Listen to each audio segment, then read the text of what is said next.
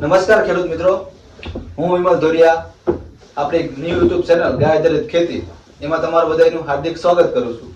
ખેડૂત મિત્રો, આજે આપણે જે આપણી ચેનલ ચાલુ કરી ગાય આધારિત ખેતી, બરોબર, સ્પેશિયલ જે ઓર્ગેનિક ખેતી માટેની આપણે ચેનલ ચાલુ કરેલી છે.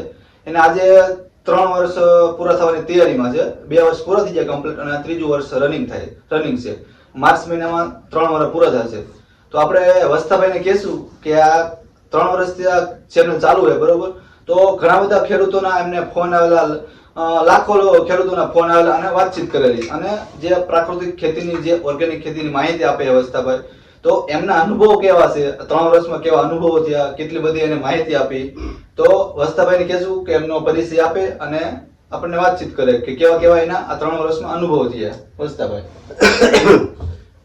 વિમલભાઈ, જો કે મારે તો સરનામું દેવાની જરૂર જ નથી, કારણ કે ગુજરાત નહીં પણ યુપી, બિહાર, રાજસ્થાન અને મધ્યપ્રદેશ આ 3-4 રાજ્યની અંદર આપણા વિડીયો લોકો જોવે છે. આ બધેથી આપણને ફોન પણ આવેલા છે.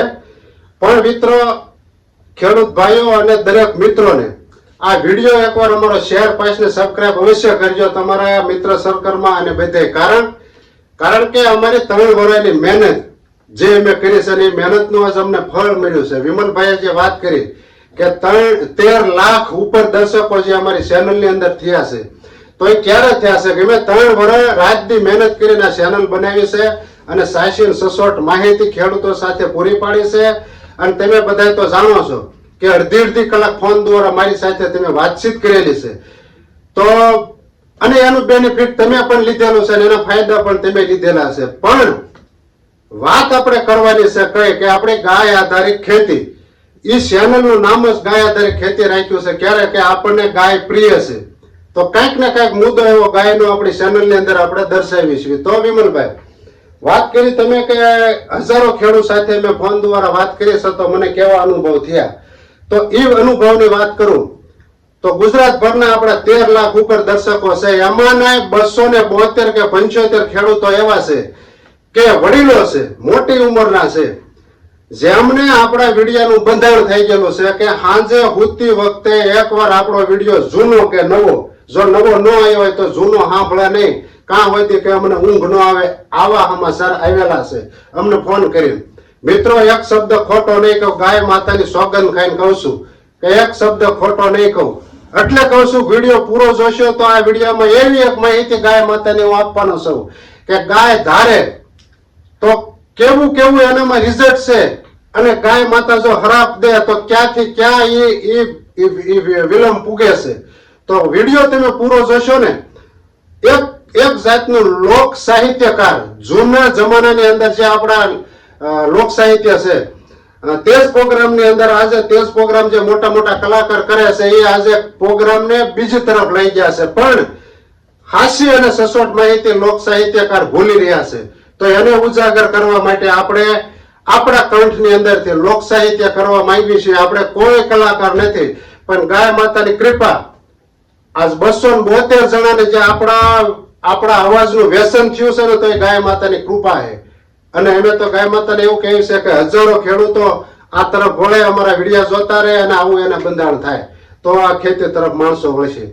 તો થઈ વાત એ. તો મિત્રો, આપણે ગાય માતાની જે વાત કરવાની છે કે આનંદ કે માણંદા માણહે ફેર, 1 લાખો દેતા ન મળે બીજા ત્રાંબિયાના તેલ. અરે મિત્રો, હજારો ખેડૂતો સાથે મેં વાત કરી, બધાના અનુભવ મેં શેર કર્યા, તો બધાના અનુભવમાં એક જ વિચાર એવો લાગ્યો, દરેક વ્યક્તિના નોખા જીવન હોય છે, નોખા અનુભવ હોય છે, અને ગોળ વાત થતા બધાનો એક જ અનુભવ થાય છે, બધાના મોઢે જ કોળીઓ વળે છે. આવો અનુભવ મને થયો. મિત્રો, કહેશે ને કે ફૂલોમાંથી અંતર નિસીવ્યા પછી ફૂલોની દશાને કોણ પૂછે છે? આ તો મને તમને કુદરત ઝુકાડે છે, નકર અહીંયા પ્રભુને કોણ ઝુકે છે? આ સમય એવો છે ભલામણ્યો કે નર નારી કા એક મતા, એ તો સરગાપુરમાં થાય સતા, પણ કયા કદાચ કોઈ ધર્મના ઢીંગાણાની અંદર કામ આવી ગયો હોય એવા નર નારી હોય, અથવા કોઈ ગાય માતાનો ફાળો હાલતો હોય અને એમાં 25 રૂપિયા દેતો હોય અને પોતાની પત્ની એને ઘરે આવીને ઠપકો આપે 25 રૂપિયા દેતા ભૂંડા તને શરમ ન થાય?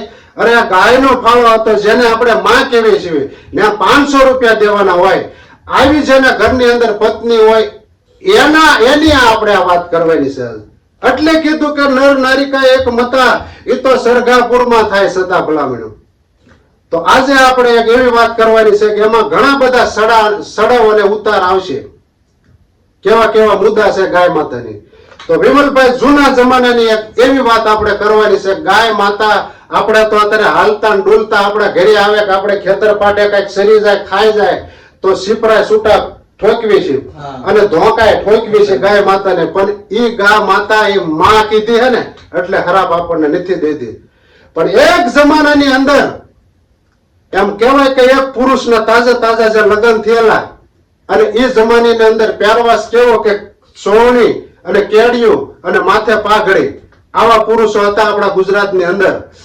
તો એ નવા જુવાનના લગ્ન થયેલા અને ઉત્તરાયણનો તહેવાર હતો એટલે પોતાની બહેરીને આજુબાજુ ગામમાં લગ્ન થયેલા નજીક ગાળા એટલે પોતાની બહેરીને તેડવા પહેલા તો ક્યાં વાહન હતા એટલે હાલીને જે કેળો હતો પગ દ્વારા કેળો એ કેળે થઈને હાલી અને બાજુના ગામમાં એની પત્નીને તેડવા જઈ રહ્યો હતો. પણ ત્યારે એક વિશાળ નંદી આવી ખળખળ વહેતા પાણી નંદી અને નંદીને શીસરું પાણી હતું. થોડાક અંતરે કઈક પથરા હતા એટલે જુવાન સોહાણી પહેરી હતી એટલે એને એમ થયું કે મારે નંદીમાં ઉતરવું નથી કપડા પલળશે મારે હરિયામ જવાનું છે એટલે પાણા પડ્યા હતા. પાણા માથે ઠેકતો એમ કે હામા કાંઠે નંદીના કાંઠે વયો જાવ. હવે બન્યું કેવું એટલું તમે વિચાર કરજો કે એ જુવાન પોતાની પત્નીને તેડવા જઈ રહ્યો હતો. ઠેકતો એમ કહેવાય કે પાણા ઠેકતો પોતાના પગ નો પલળે પોતાના બૂટ નો પલળે એ રીતે નંદીના હામા કાંઠે જઈ રહ્યો હતો. પણ શેલો જે પથરો આવ્યો એની ઉપર પગ દઈને ભેકડે ઠેકડો મારીને સીડ્યો ને કે જુવાનને વિચાર આવ્યો આ પાછળના જે 7-8 ઠેકડા મારીને આવ્યો એ તો બધું કડક વસ્તુ હતી એ તો પથરા જ હતા. પણ આ શેલા પથ્થર માથે પગ દીધો એ પોસું લાગ્યું એટલે એ પથ્થર નથી. પાછું વળું જ્યાં એને જોયું ને નંદીમાં તો ન્યા મિત્રો પથ્થર નતો કાદવમાં ખૂંતી ગયેલી ગાય માતા પડી હતી જીવતી. જેનું માથું અને મોઢું ખૂતી ગયું હતું ખાલી મોઢું જ બહાર હતું શ્વાસ લઈ લે કે એવું. અને ઈ કિશોરની અંદર ગાય માતા ખૂતી ગયેલી પડી હતી. આ વાતની શરૂઆત હવે થાય છે. છેલ્લે આ વાત ક્યાં પૂગે છે મિત્રો તમે વિડીયો પૂરો જોશો ને તો તમારા પણ રૂવાડા ઉભા થઈ જશે. એ ગાય માતા કાદવની અંદર ખૂતી ગયેલી પડી હતી. ઈ જુવાન જાણ્યું ને જોયું ને માથે પગ દઈને ઠેકી અને ભેખડે સડે અને હામેના નંદીના કાંઠે વિયો ગયો સડી ગયો. પણ એને એવું લાગ્યું કે પોસું કઈક લાગ્યું તો શું છે તો જોયું તો ગાય માતા. પછી તો મોઢામાંથી નીકળી ગયું ઓહો મારાથી ગાય માતા ઉપર પગ દેવાઈ ગયો. પણ ગાય માતાને એક અફસોસ થયો ઓહો આ માણસ જેવો માણસ થઈને જુવાન જેવો જુવાન થઈ અને હું અહીંયા ખૂતી ગયેલી પડી છે તો મને કાઢી તો નહીં પણ સાલો મારી ઉપર પગ દઈને સામે કાંઠે પાર વિયો ગયો. પણ એ જુવાન મારા અંતરથી ગાય માતા કે હું તને એવો શ્રાપ આપું છું કે જા તારા સાસરિયાના ઘરે તું પૂજને એ પૂજ્યા ભેગો તું માણસને લાયક નથી કે તે ગાય માતા ઉપર પગ દઈને વળી ગયો ને તું માણસને લાયક નથી તું પશુને લાયક છો એટલે તારા ઘરે પહોંચીશ તારા સાસરિયામાં એટલે તરત તું પશુ બની જશ. ગાય માતાએ આવો શ્રાપ આપી દીધો. માણસને બીક લાગી કે ગાય માતાના અંતરના હાથમાંથી મને શ્રાપ લાગી ચૂક્યો છે અને દોડવા મળી ગયો. દોડતા એના સાસરિયાના ઘરે પૂજ્યો. એના સાસુ સસરાને એની પત્ની વાત કરી કે મારાથી ગાય માતા ઉપર પગ દઈને ઠેકીને વેવો છો ને ગાય માતાએ મને શ્રાપ આપ્યો છે અને આખું ઘર મળ્યું રડવા. એની પત્ની પણ સોધારા આંગળે મળી રડવા. ત્યાર પછી બન્યું કેવું કે એ જમાનાની અંદર તો રાજાશાહી હતી તો રાજા રજવાડાની અંદર પણ આડોશી પડોશી ભેગા થઈને કકળાટ થઈ ગયો કે આ બધી શું વસ્તુ. અને કાં તો એટલી વાતમાં તો માણસને શ્રાપ પોગી ગયો અને એ માણસમાંથી પશુ બની ગયો. ગાય માતાનો એટલો શ્રાપ હતો. આગળના જમાનામાં આ વિચારવા જેવી એક વાત છે મિત્રો. અત્યારે ઉકાળામાં કાગળ ખાય છે ને ગા આ એની વાત આપણે કરવી છીએ. એ ગાય માતાનો એવો શ્રાપ લાગ્યો 10 થી 15 મિનિટમાં એ માણસ પશુને લાયક હતો પશુ બની ગયો. આખું કુટુંબ રોવે પોતાની પત્ની રોવે સાસુ રોવે સસરા રોવે બધા રોવે પણ થાય શું? તાજા પરણ્યો તો તાજા લગ્ન થયા. વિમલભાઈ, સ્વાભાવિક છે, કોઈ પણ વ્યક્તિને શ્રાપ આગળના જમાનામાં શ્રાપ લાગતો ને તો એનું કાંઈક ને કાંઈક નિવારણ હતું. બરોબર. એની જગ્યાએ એને વાત કરી કે ભાઈ ધીમે વાત થતા કે રાજા પાસે વાત પહોંચી. તો રાજાએ કીધું, રાજા પણ જે કે ને કે પ્રજાને હિતની વાત સાંભળે અને રાજા ઉઘાડા પગ્યા દોડતા આવે, એનું જ નામ હાસા રાજા. ઈ રજવાડામાંથી ઉભા થઈ અને રાજા દોડતા એના ઘરે આવ્યા અને આ બધો કકળાટ સાંભળીને કીધું કે શું આ બધું બની રહ્યું છે. ત્યારે કોઈએ વાત કરી કે ભાઈ અમારા જમાઈ હતા, જમાઈ રાજા અમારી દીકરીને તેડવા આવતા ગાય માતાને ઉપર અચાનક પગ દેવાઈ ગયો, કિશોરમાં ખૂતી ગયેલી ગાય માથે. ગાય માતાએ શ્રાપ આપ્યો. ત્યાર પછી પચુ બની ગયા છે અને આખું ઘર રોવે છે. એટલેની અંદર રાજાએ હુકમ કર્યો કે આપણા રજવાડાની અંદર કોઈ પણ સાધુ સંતો કોઈ આમાં કઈ જાણતા હોય એવા વ્યક્તિને બોલાવો, સિપાહીઓને કહ્યું. અને સિપાહીઓ એમ કહેવાય કે બધાય મેસેજ મોકલી દીધો, મારતા ઘોડે સમાચાર મોકલ્યા. અને ત્યાંથી એમ કહેવાય કે એક સાધુની ટોળકી નીકળી, એને બોલાવ્યા. સાધુએ પોતાનું ટીપણું ખોલીને જોયું અને કીધું કે મૂંઝાશો નહીં રાજા, કોઈ પણ શ્રાપ લાગ્યો હોય તો એનું નિવારણ અવશ્ય હોય છે, પણ નિવારણ કરવું બહુ અઘરું છે. અને તેથી રાજાએ કીધું તો ધરતીના આકાશ પાતાળ એક કરવાના થાય ને તો મારી રેત પીડાય છે, હું આકાશ પાતાળ એક કરી અને આ માણસનો શ્રાપનું નિવારણ કરીશ. તમે સાધુ મહાત્માને કે બોલો કઈ રીતે આનું નિવારણ થાય એવું છે. અને તેથી સંતોએ વિચાર કરો, એ સંતોએ જવાબ આપ્યો હતો કે હે રાજન, ભારતની આ કોઈ પણ સ્ત્રી પોતાના પતિ સિવાય મન વસન અને કર્મથી પોતાના પતિને જો પતિ માન્યો, કોઈ દુનિયામાં કોઈ પર પુરુષ સાથે સપનામાં જો વિચાર, સપનામાં હો વિમલભાઈ, આમ જાગતા જોગતા તો નહીં, પણ સપનામાં જો કોઈ પુરુષનો વિચાર ન કર્યો હોય એવી કોઈ સ્ત્રી આવી અને પાણીનો એક ઘડો ભરી અને આ પુરુષની અંદર ઠલવી દે તો આનું શ્રાપનું નિવારણ થાય એવું છે, બાકી આનો કોઈ બીજો ઉધાર નથી. અને તેથી રાજાએ હુકમ કર્યો કે સિપાહીઓ જાઓ, રાજમાંથી આપણે મહારાણીને બોલાવો. હમણાં મહારાણી આવશે અને એ પાણીનો ઘડો ભરી અને આ પુરુષને આ જે પશુ બની ગયો છે, શ્રાપમાંથી પશુ બન્યો છે માણસમાંથી, એની ઉપર ઠલવે એટલે ત્યાર પછી તરત એનું શ્રાપનું નિરાવરણ થાય. એટલે કે ઝટ આપણે મહારાણીને બોલાવો. સિપાહીઓ દોડતા અસવારે જઈ અને તાત્કાલિક મહારાણીને બોલાવીને લાવ્યા અને વાત કરી કે મહારાણી, આપણા રાજની અંદર કોઈ જમાઈ રાજા તેડવા આવ્યા હતા અને ગાય માતાનો શ્રાપ લાગ્યો છે, તો મન કર્મ અને વસનથી પોતાના પતિને જો પતિ માન્યો હોય અને સપનામાં કોઈ પર પુરુષનો વિચાર ન કર્યો હોય એવી સ્ત્રી કોઈ આવી અને પાણીનો ઘડો નામે તો શ્રાપનું નિવારણ થાય, નકર નહીં. તો હાલો પાણીનો ઘડો ભરી અને એની ઉપર ઠલવો એટલે હમણાં શ્રાપનું નિવારણ થઈ જાય અને આ બધા રોતા સાના રહી જાય. વિમલભાઈ, વિચાર કરવા જેવી વાત છે, જૂના જમાનાની વાત છે. અને ત્યારે મહારાણીએ રાજાને એક વાર બોલાવ્યા કે મહારાજા આ બાજુ આવો તો સ્વામીનાથ. હવે એ રાજાની એક વાર બાજુ ખૂણામાં જઈ અને મહારાણીએ તેથી શબ્દ કીધા હતા કે હે રાજન, તમે મને બોલાવી, મને કોઈ અફસોસ નથી. મારા જીવતા જાગતા જ્યારથી હું સમજવા શીખી ત્યારથી તો મારા હૃદયની અંદર કોઈ પર પુરુષનો મેં વિચાર નથી કર્યો. પણ હે રાજન, હું મારા માવતરના ઘરે હતી અને નાનકડી એવી હતી અને મારી સહેલીઓની સાથે કદાચ ઢીંગલે પોતે રમતી હોઉં અને કદાચ મારા મનની અંદર આવો વિચાર આવ્યો હોય છે અને હું ઘડો ભરી અને જો નાખીશ અને જે શ્રાપનું નિવારણ નહીં થાય તો આ જગત તમારા દાંત કાઢશે. બરોબર. શું સ્થિતિ થઈ છે તમે વિચાર કરો.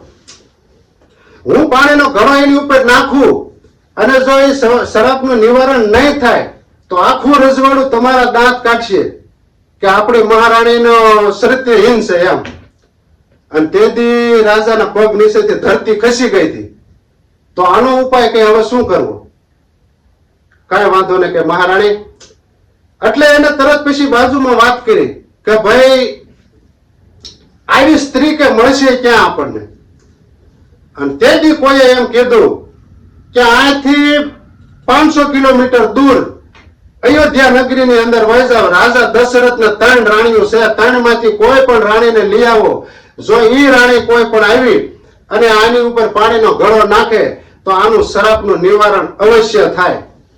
અને તેથી એમ કહેવાય કે સવાર કીધું કે જાઓ દીવ ઉજ્યા પહેલા તમે ત્યાં પહોંચી અને પાછા વળો. દીવ ઉજ્યામાં તમારે ત્યાં પહોંચી જવાનું છે. અને એના સિપાહીઓ હતા મારતા ઘોડે એમ કહેવાય છે કે ને ગયા અયોધ્યા નગરીની અંદર. હવે એક વાર દીવ ઉગવું અને એક વાર રાજાના સિપાહીઓને પૂગવું એટલે જ કહેવાય ને કે ભલે એ ઉગ્યા ભાણ તમારા લો ભામણા, જીવન મરણની લાજ સદાય રાખજે કાસબ રાઉત. એમ કહેવાય કે દીવ ઉગ્યો અને અહીંથી સિપાહીઓ અયોધ્યાની અંદર પહોંચી ગયા અને જઈને વાત કરી. જે રામની માતુશ્રી જે છે ને કે કૌશલ્યાજી એને વાત કરી કે હે કૌશલ્યા માં, બાજુના રજવાડાની અંદર કોઈ જમાઈ રાજા દીકરીને તેડવા આવ્યો અને ગાય માતાનો શ્રાપ લાગ્યો છે ને માણસમાંથી પછું બની ગયો છે. તો એનું નિવારણ કરવા માટે કોઈ તન મન ધનથી પોતાના પતિને જો પરમેશ્વર માન્યો હોય, સપને કોઈ પર પુરુષનો વિચાર ન કર્યો હોય, આવી સ્ત્રી આવીને જો પાણીનો ઘડો નામે તો શ્રાપનું નિવારણ થઈ શકે છે. અને ત્યારે મહારાણીએ કીધું કાંઈ વાંધો નહીં, રથડો તૈયાર કરો, ચાલો હું આવું છું. હવે ઈ મહારાણી રથ લઈને આગળ હાલતા થયા ને કા પોતાની દાસીએ કીધું અરે મહારાણી ક્યાં જાવ છો? કે આ રીતે શ્રાપનું નિવારણ કરવા. તમે વિચાર કરજો આ દોર ક્યાં પૂગે છે એમ. અને તેથી મહારાણીની દાસી જે હતી ને દાસીએ કીધું ઘરે મહારાણી તમે રાજમાં રહ્યો, હું તમારી દાસી છું, તમારે જવાની જરૂર નથી. અરે હું જઈને પાણીનો ઘડો એક નામો અને શ્રાપનું નિવારણ હું કરાવીશ. ત્યારથી દાસી રથ ઉપર બેસી અને અયોધ્યાની બજારની અંદર હાલતી થઈને અયોધ્યાની બજારની અંદર દીવ ઉજ્યામાં એ દાસી નીકળી. મોર ઘોડેસવાર ને પાછળ દાસી રથની અંદર. અને તે દી અયોધ્યા નગરીની બજારો વાળવામાં વાલ્મીકી સમાજની દીકરીઓ જે બજાર વાળતી હતી ને બૈરાઓ, ઈ બૈરાએ એને પૂછ્યું કે હે દાસી આજ સવારમાં કઈ બાજુ? અને તે દી એને કીધું કે બાજુના રજવાડાની અંદર એક શ્રાપ લાગેલો છે, એનું નિવારણ કરવા માટે કોઈ એવી સ્ત્રી આવે કે પોતાના પતિને મન ક્રમ વસનથી જે પતિ માન્યો હોય આવી સ્ત્રી આવે અને પાણીનો ઘડો નામે તો શ્રાપનું નિવારણ થાય એવું છે, એટલા માટે હું જાઉં છું. અને તેથી વાલ્મીકની સમાજની દીકરી જે હતી ને બજારો અયોધ્યાની બજારો વાળતી ને એ દીકરી એટલું બોલી તે ઘરે દાસી પાછી વળ, તારે શું આપણા રજવાડાની આબરૂ કાઢવી છે? અરે મારે કોઈ રથની જરૂર નથી, હું કાસડો વડે દોડતે હમણાં આ ઘોડેશ્વરની મોર પહોંચી જાઉં છું અને હું એ શ્રાપનું નિવારણ કરીશ. વિચાર કરજો મિત્રો, ક્યાં અયોધ્યાની મહારાણી અને ક્યાં એની દાસી અને ક્યાં એની અયોધ્યાની બજાર વાળવા વાળી આ વ્યક્તિ. ઘોડેશ્વર ને કે તમે ઘોડા લઈને હાલતા તો હું પાદરા કેળેથી આવું છું અને તમારા રજવાડે પૂગું છું. તમે વિચાર કરો, જે વાલ્મીક સમાજની જે દીકરી હતી ને એની આવી એક પાણીનો ઘડો ભરી અને મનોમન વિચાર કર્યો કે સપને જો કોઈ બીજા પર પુરુષનો મારા જીવનની અંદર વિચાર ન આવ્યો હોય તો હું આ પાણીનો ઘડો નામું છું અને આના શ્રાપનું નિવારણ થઈ જાય. એટલું બોલીને એક ઘડો નાખ્યો. પાણી નાખ્યા ભેગો દી માણસને શ્રાપનું નિવારણ થયો અને તરત જ પશુમાંથી પાછો માણસ બની ગયો અને આખા રજવાડાની અંદર આનંદ થઈ ગયો. એટલે જ મિત્રો જગત એમ કે ને કે પ્રભુ શ્રી રામનો જન્મ હજારો રજવાડા હતા તો ક્યાંય અયોધ્યા નગરીની અંદર કેમ થયો? પણ જ્ઞાની ચરિત્ર ભલામણો વાલ્મીક સમાજની એવી દીકરીઓના ચરિત્ર ઉજ્જવળ અને ચોખ્ખા હતા ને એટલે કદાચ પ્રભુ શ્રી રામે એને જન્મ લીધો હશે. વિમલભાઈ એટલા માટે કીધું કે સાહિત્યકાર હોય નથી કોઈ, પણ જે આપણા ઘણા બધા વિડીયો જોઈ અને આપણને આહવાન કર્યો છે કંઈક નું કંઈક તમે મૂકો. તો આવા તો આપણા ગુજરાતના ઘણા બધા ઇતિહાસ છે, નાના ટુકડા કરી અને આપણી ચેનલની અંદર ક્યારેક અપલોડ કરતા રહીશું અને સારો અને સાચો સપોર્ટ આપતા રહીજો. ગાય માતાનું મહત્વ સમજી અને એન્ડ આપણે વિમલભાઈ ધોરિયા કરશે. જોઈને દર્શક મિત્રો, આપણને અવસ્થાભાઈ સરસ મજાની વાત કરી. જોકે જ્ઞાન તો એમની પાસે ઘણું બધું હોય, ક્યારેક તો એમનું જ્ઞાન આપણે સાંભળતા હોય તો આપણને રૂવાણ આપણે ઉભા થાય એવું એની પાસે સરસ મજાનું જ્ઞાન છે. અને ગાય માતાની પણ સરસ મજાની વાત કરી. તો ખેડૂત મિત્રો વધારે વાત નહીં કરતા, તો આપણો મેન હેતુ એ જ છે કે આપણે ગાયોની સારી એવી સંભાળ કરીએ થોડુંક ધ્યાન રાખીએ, ગાયો બાંધતા થઈએ અને ગાય આધારિત ખેતી કરતા થઈએ. એ જ અમારો મેન હેતુ અને લક્ષ્ય છે. જય હિન્દ, જય ભારત, જય ગાય માતા. જય ગાય માતા.